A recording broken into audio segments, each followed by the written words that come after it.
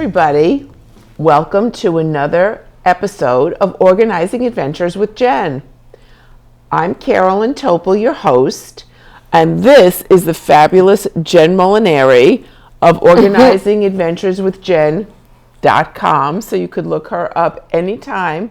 She is local, and she has graciously brought a couple of boxes of things to help us out as we prepare and continue the theme of setting up a kitchen, both the moving process and setting it up. And we will also be touching a little bit on how to fold the most efficient and best way, not for packing for a vacation, but for living and being able to find your things in the drawer spaces you have, especially if you have tight spaces. And just a little teaser for the future, folks. The next episode of this show, Jenn has very graciously agreed to tape in a kitchen itself and show the setup of a brand new kitchen once it has been moved into, and her whole theory on how she organized it, what her thoughts were as she went through each and every cabinet. And you will be invited into that, our true kitchen, to see all how it played out and how the dishes survived the trip.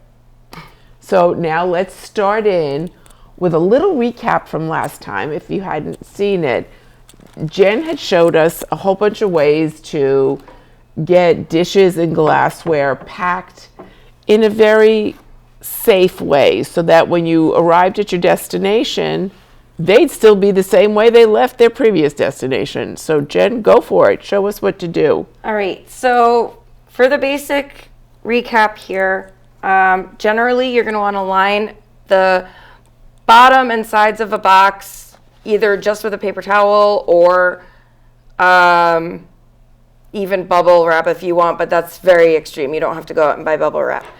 Between plates, you put a paper towel. It acts as a buffer.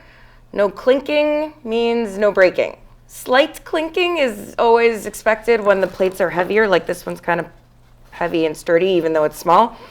But you would know, like, if it's banging against something and it's going to break. I'm not going to do that because I don't want to break anything. So what you would do is you would nest a small stack with some sort of divider in between that's cushioning. Exactly. Okay. Any sort of buffer between the two things so that there's nothing. It's like when you clink glasses. You know that that's not really going to be good if you hit too hard. Okay. But if you're clinking plastic glasses or something, there's not a sound, really, is what the difference is. So exactly. If you're hearing your dishes and your glasses, it's not right. That sound, no. Fine. Okay. I don't know. That's the closest I can do with that. And truly, just I know this from recent experience. If you choose to pay someone to pack your things, they'll bring in the bubble wrap and some heavier duty packing materials. But they'll also charge you by the hour to do that packing.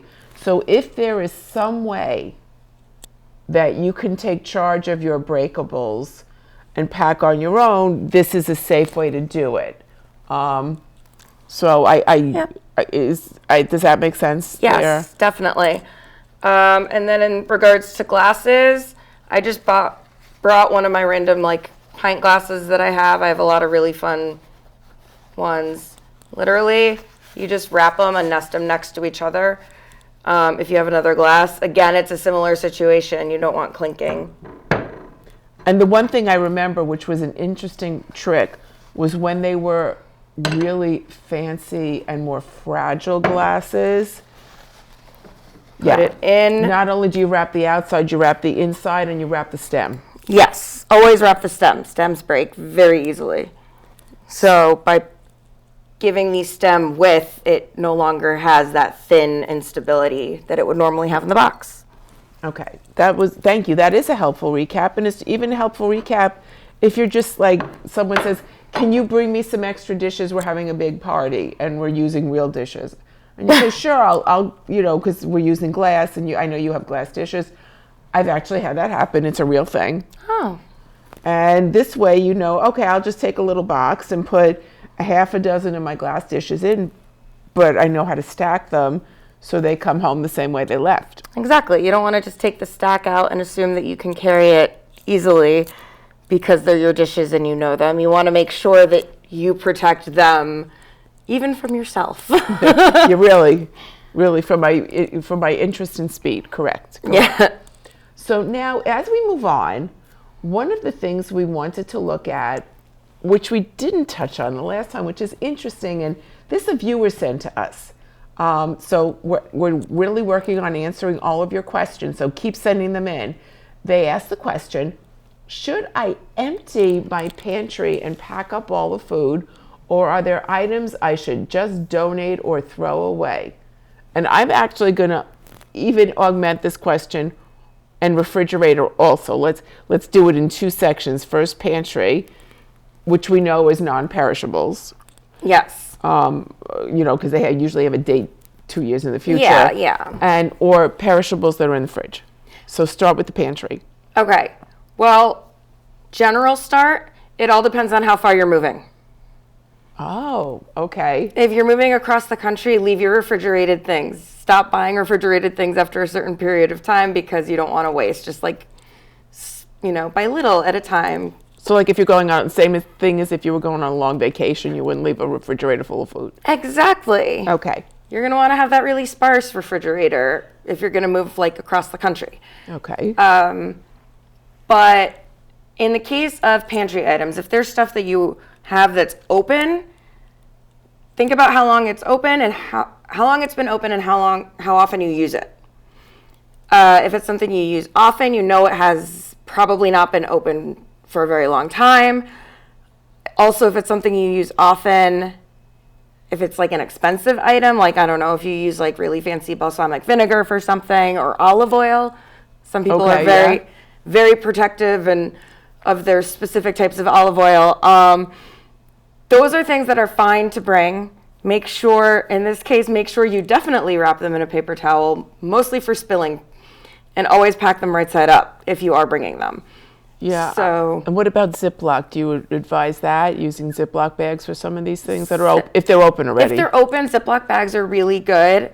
Again, though, with liquids, even in a Ziploc bag, for that kind of thing, I like to wrap it a little bit because, a Ziploc bag for, a bottle of shampoo, of shampoo spills, that's soap. A bottle of olive oil spills, that's gross. Yeah, that's really yucky. That requires soap. So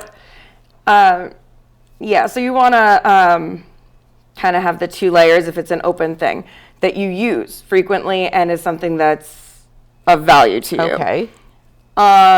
If you're one of those people that always keeps something, in the back of the pantry just in case you need it, like the chicken soup kind of concept, or at least that's what I've heard of is, chicken soup, you always want it there just in case you get sick kind of thing. Always check the dates on those even before you use them when you're sick. Well, I know we usually keep a couple cans of just plain soup, not plain soup, but a flavored soup in case there's a power outage and we want to just have something that maybe we could warm up on a little grill outside or on a little. Yeah, anything that's unopened, if it's something that you feel like bringing with you, bring it with you. Pantry items, it's if you feel like it, go for it. If it's something that you're like, well, I could just buy another one, it's no big deal, donate it. If it's out of date, think about that. And if it's already open and you think it's been open for a little while, definitely throw it out. So if it's closed and you're willing to replace it, donate to a food pantry. Exactly. Okay. And then before with refrigerated foods and freezer foods, it's how far you're moving. If you're moving across town and, it's like, okay, well, I have, the other half of this loaf of bread, but you're across town. You can easily throw that in your car when you make your move or something like that if you wanted to. it's your choice based on your distance. You don't have to necessarily. Right. So if you haven't pared down because you know you're staying close, bring what's in your freezer if it's worth breathing. Yeah, if it's breathing. If it's worth saving, if it's worth, continuing to use, bring it. There's no problem with that. If you didn't eat the filet mignon before you left, bring it with you to your new home. And those Chinese leftovers are always very vital from the night before. There you go. That I would use as breakfast for the moving day. Just saying. That's It doesn't even have to get packed. Doesn't even have to get packed in my world. But no, that makes a lot of sense. Because also now, what about, I saw this person's wonderful question, and the first thing I thought about was my spice rack. And the thought process, I went into it, and I remember I consulted with you on what I should and shouldn't bring. So I'm going to let you go forward with some of this. It was a very similar concept of what do you use and not use. I remember that. Because, well, it's nice to have a variety of spices because you never know what recipe you're going to find. It's not always a useful amount of space or use of the space kind of thing. Because how often do you make that thing with Cajun seasoning? I mean, that's my random example. I don't use Cajun seasoning, so even if I got a freebie, it's not really useful, and then it ends up going to waste. But I think you had some samples of things and stuff like that, and it was like, if you really want it, sure, bring it. But with spices, it's really good to kind of pare down if you can. If it's open and you use it, bring it. If it's open and you don't use it and you don't remember when you used it, throw it out. Okay. And I remember you also said pack them like the glasses. Oh, yes. Always pack spices like that, especially the ones in glass containers, but the ones in plastic containers too. And if they're the kinds of plastic containers with the flip tops, which you didn't have. I did not have those. Something that I do recommend for ones with flip tops is you tape down the flip top for the move. Ooh. Okay, I hadn't thought of that, but yeah, that makes sense. I didn't have to think about that with yours because you didn't have that conveniently. I did not have that. Yours were mostly glass, some plastic, and it was just bottle style. Yeah, it was just, wrap around. Right. And those could be packed all next to each other, and it's not like the reason I was asking is in a lot of cases we were talking about foods, right? Yeah. A lot of the food in my pantry, even if they're name brands, are not extremely expensive, except maybe like the balsamic vinegar or certain kinds of oils. But I mean, that's the rarity. But some of those seasonings, those are, I joked about a filet mignon, but some of the seasonings cost more than that. They are really almost like buying precious metal when you go out and you get.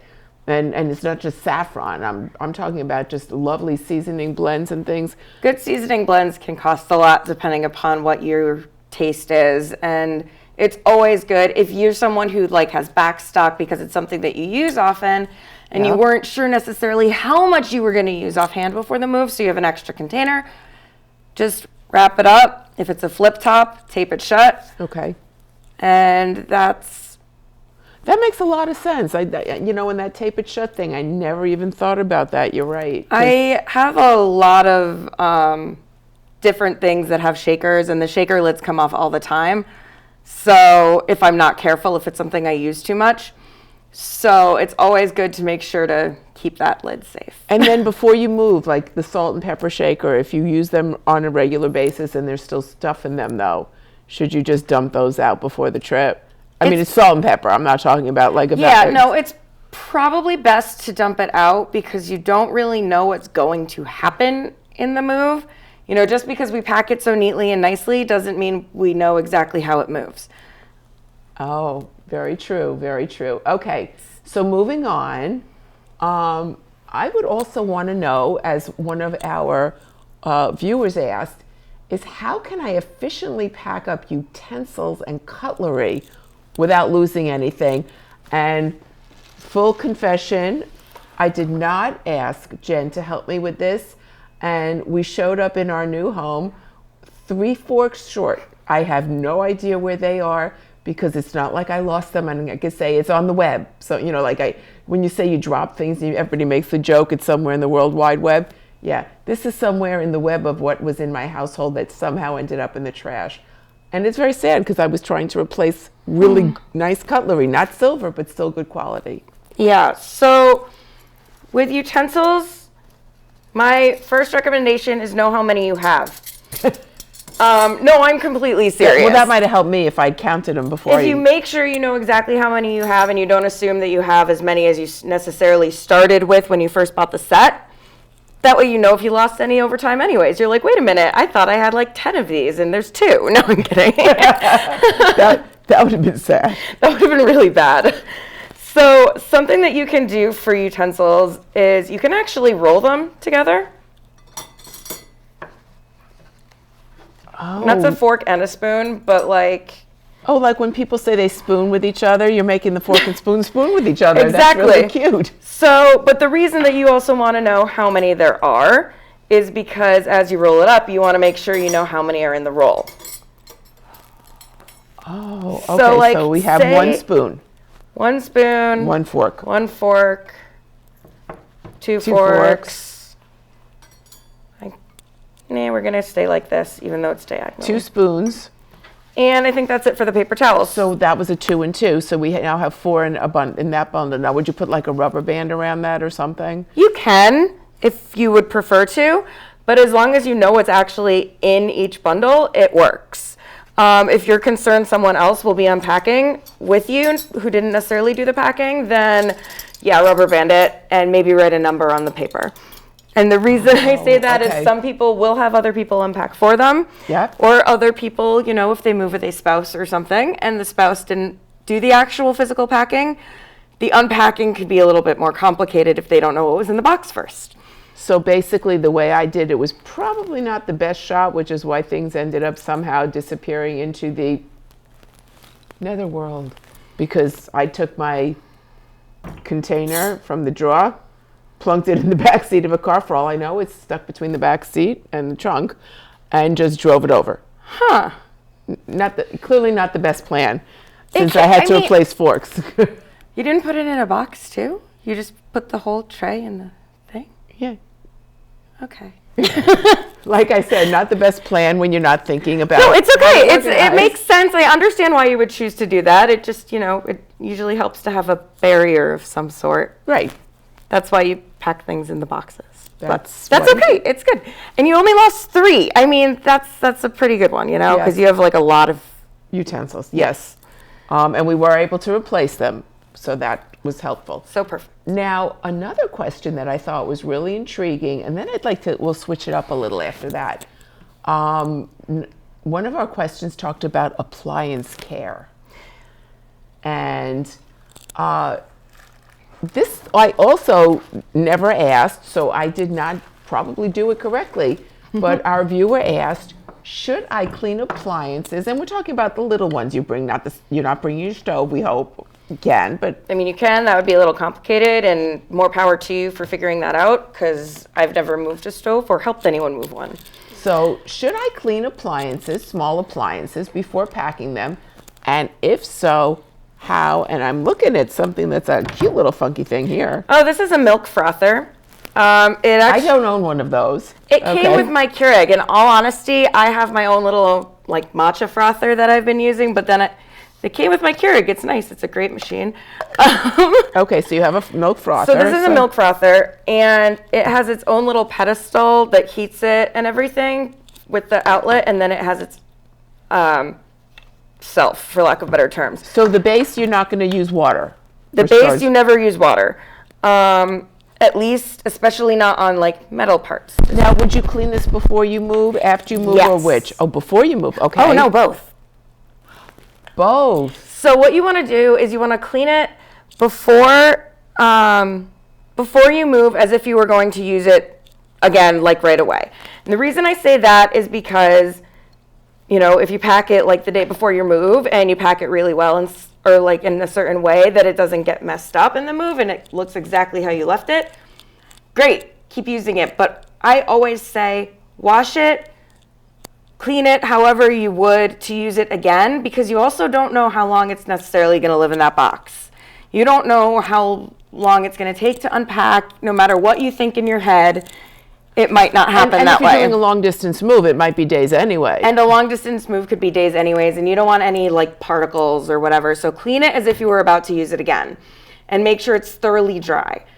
Very smart, yes, okay. And then when you get to said location, when you ultimately want to use it again, honestly, in this case, I would just take like a wet paper towel or something, because liquid goes in here anyways. And then I would pour my milk in, or I could even just rinse the whole container and lid and then do that. So then it would just need a rinse after it had its regular full cleaning before you moved. Exactly. Okay. I'm going to ask something and switch it up a little bit. We talked about also introducing a topic about clothing. And there are ways for people to set up drawers of clothing. And I remember learning this from you and another organizer not too long ago, how to fold a shirt so you actually can find it, because my drawers were looking like where fabric went to dye instead of where I had my clothing. Okay, they weren't that bad. It was close. Okay. And I could never find what I was looking for. So this is a really cool way to fold things, because we're going to pretend this is your drawer. You pull out your drawer. This is what you see inside. And maybe even like, let's tip it up a little bit. So this is how you see it. I mean, obviously your drawer is flat, but this is how you would see it. So I can actually see what my shirts are. They're not all in the same direction, which is fine, unless that's something that bugs you. But in this case, but I can see what they are. This is my bunny hug shirt. This is my Mickey rainbow shirt. This is my catnap shirt. You can see the curled up cat. This is Bright Nights, because I can see it. And the way that you do that so that you can see that, which also gets you a lot of room, you can smush them, and then it's usually easier to wiggle it out, kind of like files. I love it, because it is. It's like they're standing up at attention, waiting to be spotted, as opposed to flying down, and I'm going to go filter through all of these and then leave the rest of the drawer a mess. You don't like to do that? The mess part I don't like. Oh, that. Okay, so we're going to just take my exciting Mickey Mouse shirt, and we'll put our drawer over here. Mm-hmm. So you start by lying it on its front. It wasn't really folded very well before. It got smushed actually when I was bringing it somewhere, so it's not in the Pristine, wrinkleless, state that it should be in. So you're folding each piece halfway in. Yes. Each half of the shirt halfway in. Each piece goes halfway in. Mm-hmm. And then the sleeves. Then the sleeves, you fold kind of downward. And if they were long sleeve, they would just continue down the same line. Exactly. So you're all staying in the same quadrant. Yes. Okay. And the reason that they can so conveniently do that is because that's how your arm is shaped. Okay, fair enough. It's the side of your shirt. It's where the sleeves go. Okay, good. You fold it up. Once, so you fold it fully in half. Yes. Top to bottom. Then you do it again. Top to bottom. Yes. I mean, technically you can do it. You just want to be able to see what the shirt is. So let's say, okay, giving this to me, this is like, tends to be one size of drawer. If I happen to have a more shallow drawer, could I do this one and then do it in thirds also? Yes, that works. It works as long as you can see what it is. So make it so that whatever I did, I would still be able to see the theme of the shirt. Yes. And then they get lined up like little files, like you said. It's just like filing, except you're filing t-shirts instead of papers, which are much... That's brilliant, because you could do this with any kind of clothing that gets folded in a drawer. Any kind of clothing that gets folded in a drawer. It's actually really useful when it comes to pajamas. Ooh, especially if you're someone who wears like... Lots of different types of pajamas, or doesn't, wants to rotate through them, something like that, gets a lot of fun ones over the years and wants to actually use them. Oh yeah, I was just thinking, you line it up, use pajama number 1, then when it gets washed, it gets at the end of the line. Yeah, you can even rotate like that. Oh, very cool, very cool. Also a way to make sure that you don't necessarily wear the same t-shirt every day for the, whole month. You can rotate your t-shirts too. And if you're someone who wears t-shirts regularly, that would, because I know I do that with my hanging clothes. So yes, I that do makes do sense. That makes sense. So I don't wear them on an ongoing basis. Now, oh, and this one is long sleeved, by the way, folded in the same kind of way. same way, and it fit in the drawer just the same way. Yep. Perfect, perfect. A real quick one. What do you suggest is the best way to label a box if you are moving? So when you get to your destination home space, Yes. you can find it, unpack it, and know what's doing. You want it to say the room it's going to go in based on how you know the room. You can explain it to movers if you're having movers move them. You can explain it to them when they get there which room it is.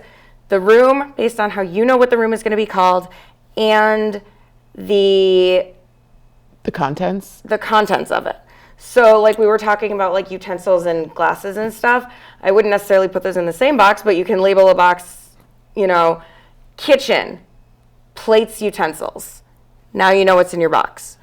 Oh, I love it. I love it because I know me, and that would be like how to find everything. So Jen, our next show is going to be in a kitchen. Very excited about that.